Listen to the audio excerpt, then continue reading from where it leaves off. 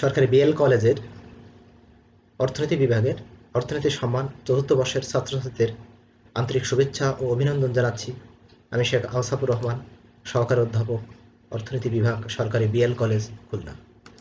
প্রিয় শিক্ষার্থীবৃন্দ, আজকে তোমাদের যে বিষয় থেকে আমি ক্লাস নিব সেটি হচ্ছে শিল্প অর্থনীতি, অর্থাৎ ইন্ডাস্ট্রিয়াল ইকোনমিক্স। এই শিল্প অর্থনীতির চতুর্থ অধ্যায়ের নাম হচ্ছে শিল্পের কেন্দ্রীকরণ।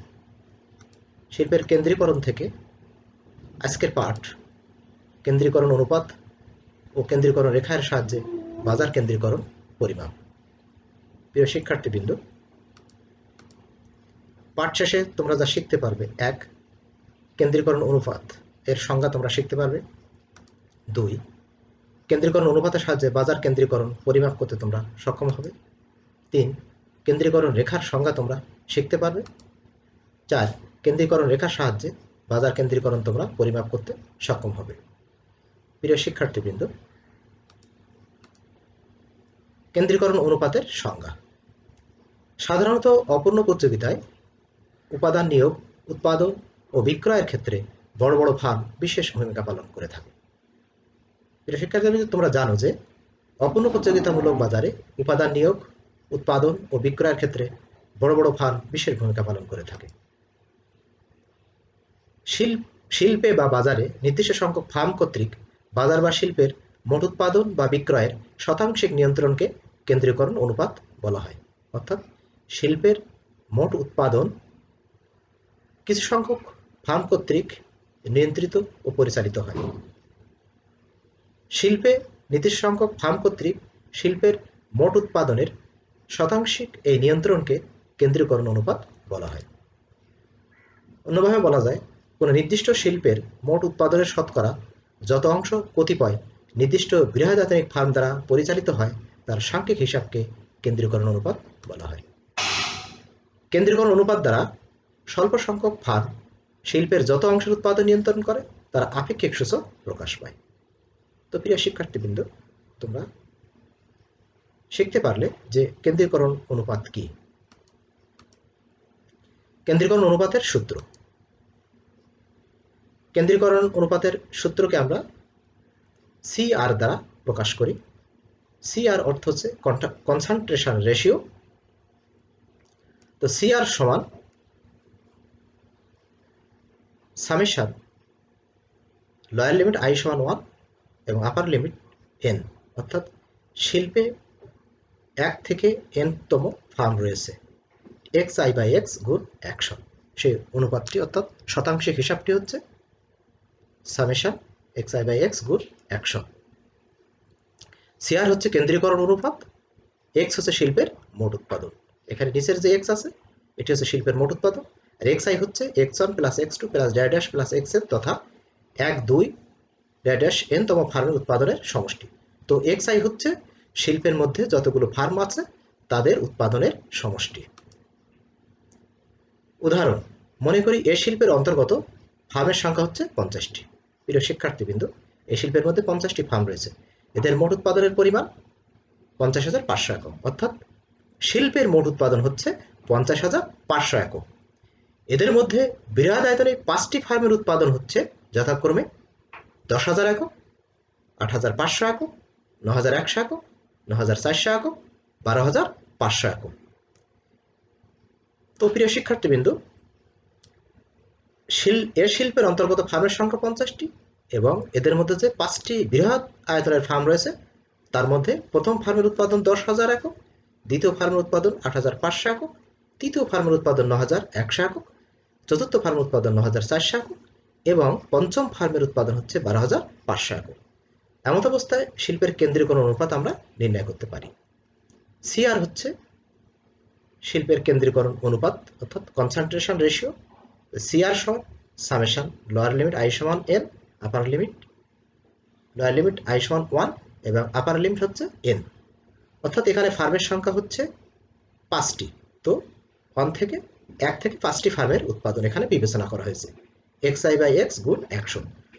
তো আমরা দেখি xi আমরা দেখেছিলাম আগে x1 x2 xn ফার্মের উৎপাদনের সমষ্টি।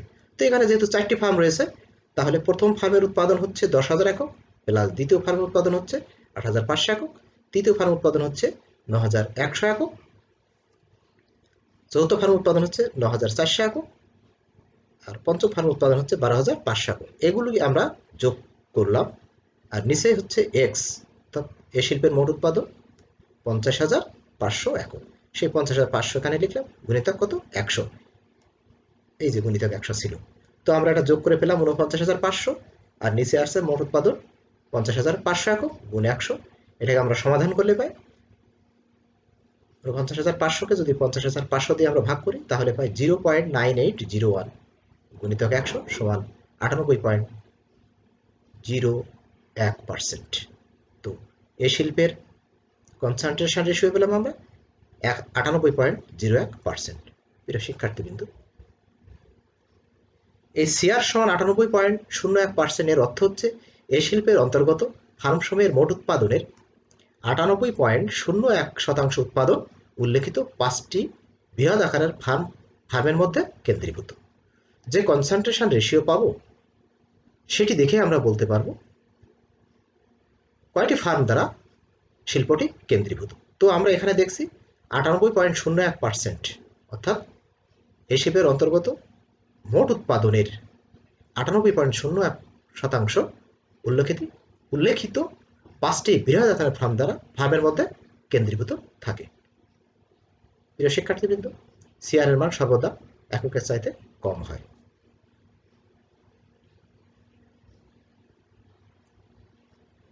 কেন্দ্রীকরণ অনুপাতের সাহায্যে বাজার কেন্দ্রীকরণ পরিমাপ।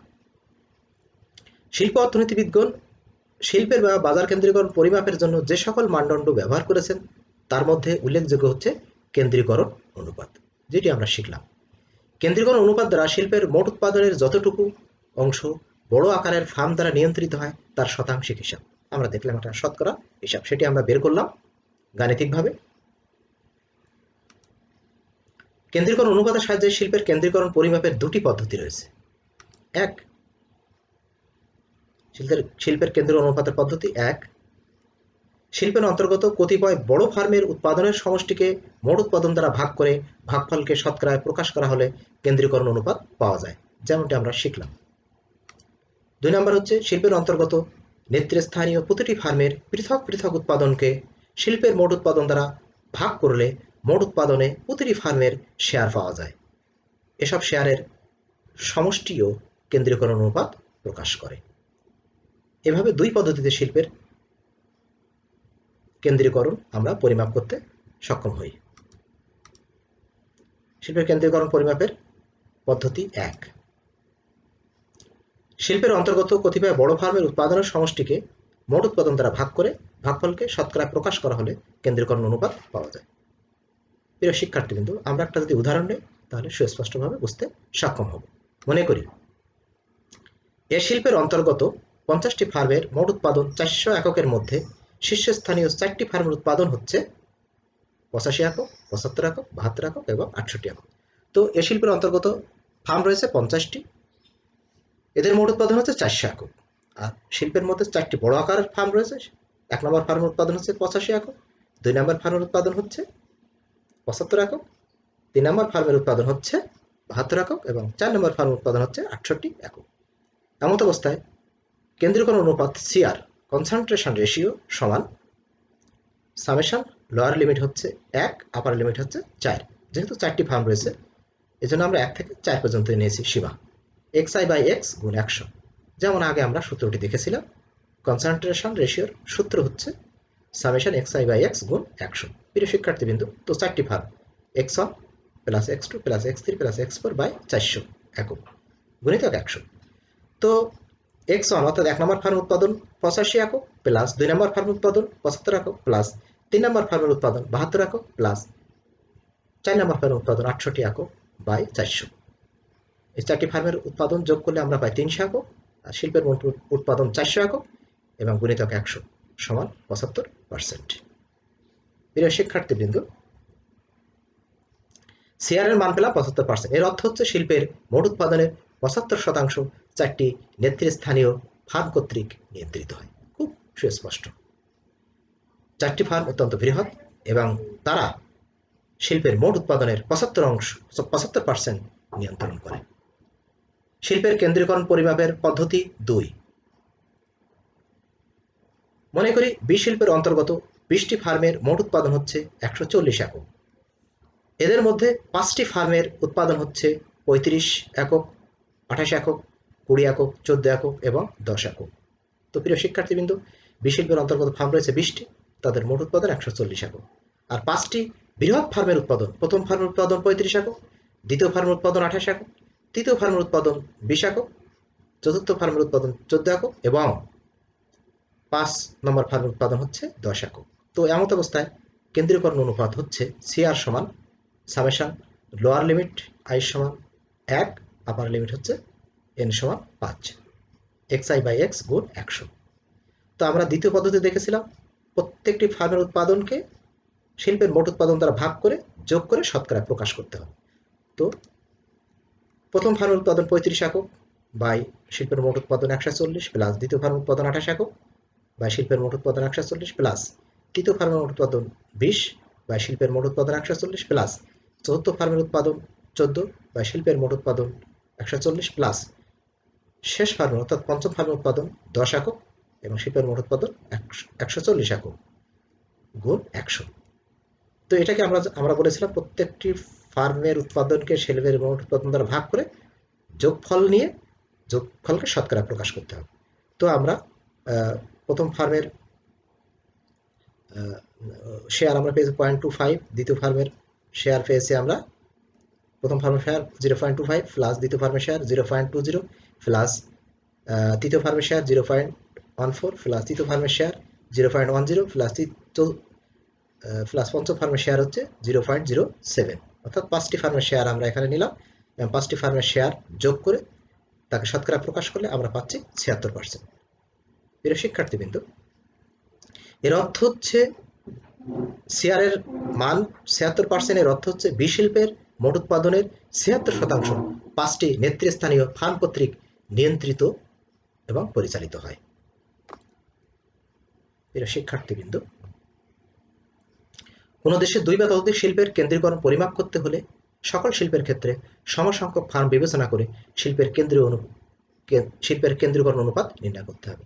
অর্থাৎ 2 বা ততোধিক শিল্পের যদি আমরা কেন্দ্রীকরণ পরিমাপ করতে চাই তাহলে শিল্পের অন্তর্গত ফার্মের সংখ্যা হবে সব শিল্পে সমপরিমাণ। শিক্ষার্থীবৃন্দ, যে শিল্পের ক্ষেত্রে এই অনুপাত বেশি হবে সেই শিল্প উচ্চ মাত্রায় কেন্দ্রীভূত হবে, বিপরীত অবস্থায় নিম্ন মাত্রায় কেন্দ্রীভূত হবে। প্রিয় শিক্ষার্থীবৃন্দ, একাধিক শিল্পের মধ্যে যদি আমরা সমসংখ্যক ফার্ম বিবেচনা করি এবং সেখান থেকে যদি আমরা কনসেন্ট্রেশন রেশিও বের করি, সেক্ষেত্রে যে শিল্পের কনসেন্ট্রেশন রেশিও অর্থাৎ CR এর মান বেশি হবে সেই শিল্প বেশি মাত্রায় কেন্দ্রীভূত হবে। প্রিয় শিক্ষার্থীবৃন্দ, কেন্দ্রীকরণ রেখার সংজ্ঞা। শিল্পে বা বাজারে নির্দিষ্ট সংখ্যক ফার্ম কর্তৃক বাজার বা শিল্পের মোট উৎপাদন বা বিক্রয়ের শতাংশিক নিয়ন্ত্রণকে কেন্দ্রীকরণ অনুপাত বলে। আমরা পূর্বেই দেখেছি যে শিল্পে নির্দিষ্ট সংখ্যক ফার্ম কর্তৃক শিল্পের মোট উৎপাদনের শতাংশিক নিয়ন্ত্রণকে কেন্দ্রীকরণ অনুপাত বলা হয়। কেন্দ্রীকরণ অনুপাত যে রেখার সাহায্যে প্রকাশ করা হয় তাকে কেন্দ্রীকরণ রেখা বলে। খুব সংক্ষেপে, খুব সহজে কেন্দ্রীকরণ অনুপাতকে যখন রেখাচিত্রের মাধ্যমে প্রকাশ করা হয় তখন তাকে বলা হয় কেন্দ্রীকরণ রেখা। অন্যভাবে বলা যায় যে রেখার সাহায্যে ফার্মের কর্মজড়িত সংখ্যা এবং বাজার বা শিল্পের যোগানে ফার্মের কর্মজড়িত শেয়ারের মধ্যকার সম্পর্ক দেখানো হয় তাকে কেন্দ্রীকরণ রেখা বলা হয়। অর্থাৎ প্রিয় শিক্ষার্থীবৃন্দ, এখানে দুটি বিষয়, একটা হচ্ছে ফার্মের কর্মজড়িত সংখ্যা এবং ফার্মের কর্মজড়িত শেয়ারের মধ্যে সম্পর্ক নির্দেশকারী রেখাকে বলা হয় কেন্দ্রীকরণ রেখা।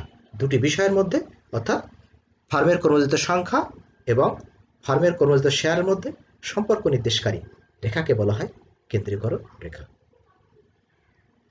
চিত্রের সাহায্যে কর্মজড়িত ফার্মের সংখ্যা এবং কর্মজড়িত বাজার শেয়ার দুইয়ের মধ্যে সম্পর্ক নির্দেশ করে কেন্দ্রীকরণ রেখা আমরা দেখাতে পারি।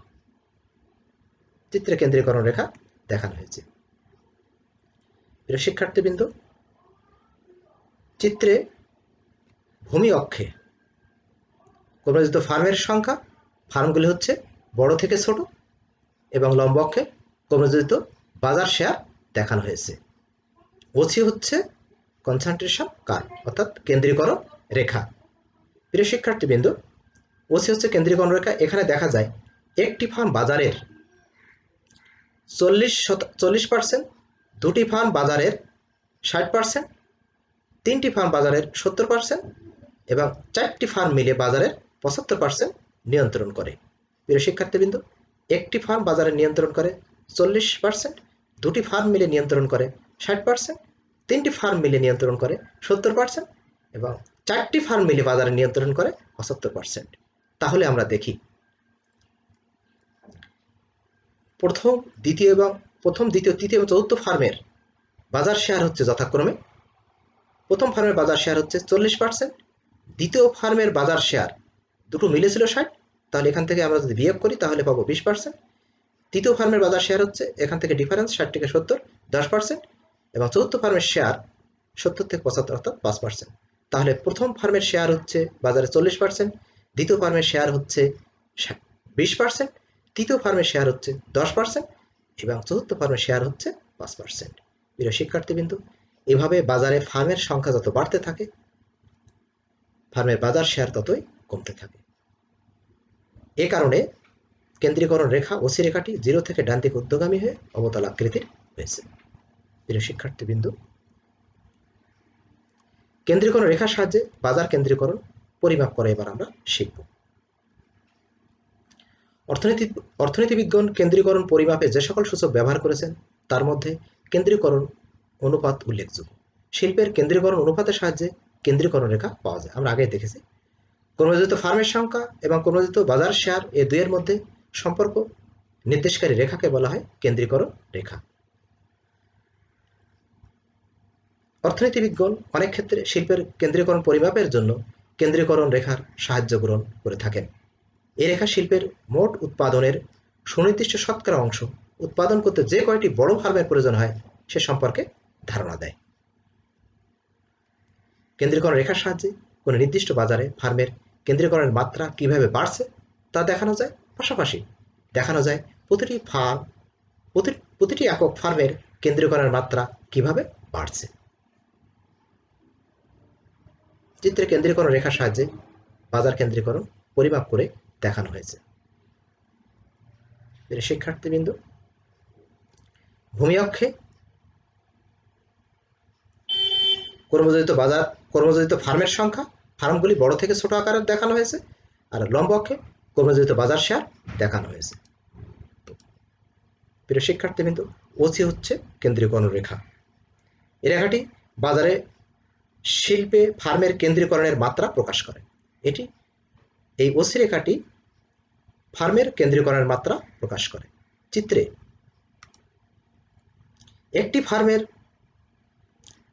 দেখা যায় একটি ফার্ম বাজারের 40% নিয়ন্ত্রণ করে, দুটি ফার্ম বাজারে 60% নিয়ন্ত্রণ করে, তিনটি ফার্ম 70% নিয়ন্ত্রণ করে, 4টি ফার্ম 75% নিয়ন্ত্রণ করে বাজার, এবং সর্বশেষ 6টি ফার্ম মিলে 90% নিয়ন্ত্রণ করে বাজারের। তো প্রিয় শিক্ষার্থীবৃন্দ, আবার আমরা বলি যে বাজারের একটি ফার্ম নিয়ন্ত্রণ করে 40%, দুটি ফার্ম মিলে নিয়ন্ত্রণ করে 60%, তিনটি ফার্ম মিলে নিয়ন্ত্রণ করে 70%, 4টি ফার্ম মিলে নিয়ন্ত্রণ করে 75% এবং 6টি ফার্ম মিলে নিয়ন্ত্রণ করে 90%। প্রিয় শিক্ষার্থীবৃন্দ, তাহলে আমরা দেখি প্রথম ফার্মের শেয়ার হচ্ছে 40%, দ্বিতীয় ফার্মের শেয়ার 40 থেকে 60 এর ডিফারেন্স 20, তৃতীয় ফার্মের শেয়ার 60 থেকে 70 হচ্ছে 10, চতুর্থ ফার্মের শেয়ার হচ্ছে 70 থেকে 75 অর্থাৎ 5 এবং সর্বশেষ 6 নম্বর ফার্মের শেয়ার 75 থেকে 90 হচ্ছে 15। এভাবে ফার্মের সংখ্যা যত বাড়তে থাকে ফার্মের বাজার শেয়ার তত কমতে থাকে। প্রিয় শিক্ষার্থীবৃন্দ, তাহলে আমরা দেখি ওসি রেখা শিল্পে ফার্মের কেন্দ্রীকরণের মাত্রা প্রকাশ করে। তো কেন্দ্রীকরণ রেখার সাহায্যে আমরা কেন্দ্রীকরণ পরিমাপ করতে সক্ষম হই। প্রিয় শিক্ষার্থীবৃন্দ, কেন্দ্রীকরণ রেখা দ্বারা ফার্মের বাজার নিয়ন্ত্রণ ক্ষমতা প্রকাশ পায়। বৃহত্তম কয়টি ফার্ম শিল্প উৎপাদনের উপর কত শতাংশ নিয়ন্ত্রণ রাখে তা জানা যায় এই কেন্দ্রীকরণ রেখা থেকে। আর সেই নিয়ন্ত্রণ প্রকৃতির দ্বারা নির্দেশিত হয় শিল্প বা বাজার কেন্দ্রীকরণ, আর তারই প্রতিফলন ঘটে কেন্দ্রীকরণ রেখায়। তো এক কথায় কেন্দ্রীকরণ রেখার সাহায্যে ফার্মের বাজার নিয়ন্ত্রণ ক্ষমতা প্রকাশ পায়। প্রিয় শিক্ষার্থীবৃন্দ,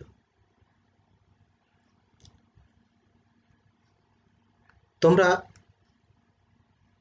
আজকে যে কেন্দ্রীকরণ অনুপাত এবং কেন্দ্রীকরণ রেখার সাহায্যে শিল্পের কেন্দ্রীকরণ কিভাবে পরিমাপ করা যায় তা শিখলে, তা যদি তোমরা ভালোভাবে তোমাদের বাড়িতে পাঠ্য বইটা পড়ে নাও এবং আজকে যদি তোমরা ক্লাসটি ভালোভাবে উপলব্ধি করো, তাহলে আমার বিশ্বাস যে শিল্পের কেন্দ্রীকরণ অনুপাত এবং কেন্দ্রীকরণ রেখা সম্পর্কিত যত প্রশ্ন তোমাদের সামনে আসবে তা তোমরা সমাধান করতে সক্ষম হবে। প্রিয় শিক্ষার্থীরা, তোমরা ভালো থাকো, সুস্থ থাকো, সুন্দর থাকো এবং নিরাপদে থাকো। সকলকে ধন্যবাদ।